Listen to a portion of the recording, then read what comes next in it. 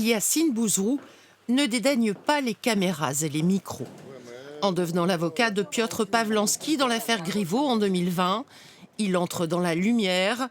Une suite logique pour cet enfant de Courbevoie qui intègre le top 30 des avocats les plus influents de France, 3 ans seulement après avoir prêté serment. Alors, cela raconterait-il un petit peu? Je pense qu'un avocat pénaliste qui n'a pas d'ego, ça n'existe pas. Mais oui, bien entendu qu'il y a une part d'ego dans tout ça, bien sûr. Cette ascension fulgurante, Yacine Bouzrou ne la doit qu'à lui-même. Son père est chauffeur-livreur, sa mère garde-malade, 5 enfants. À 9 ans, il veut devenir footballeur professionnel.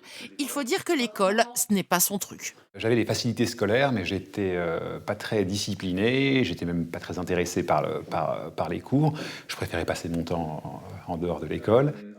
Renvoyé de plusieurs établissements, orienté contre son gré vers un bac technologique, le jeune homme épluche les textes et obtient d'intégrer le droit à Assas.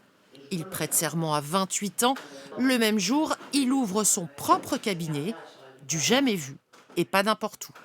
J'avais des clients qui me surnommaient l'avocat Champs-Élysées.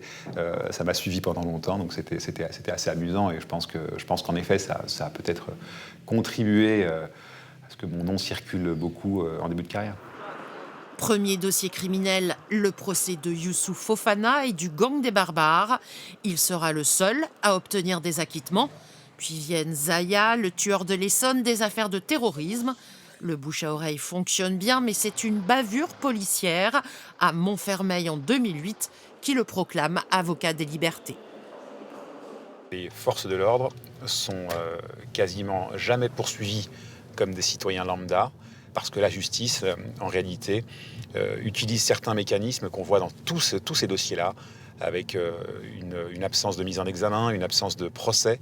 Et il est très très difficile pour une victime qui n'aura pas d'une vidéo, qui n'aura pas, entre guillemets, énormément de preuves pour démontrer la faute des policiers.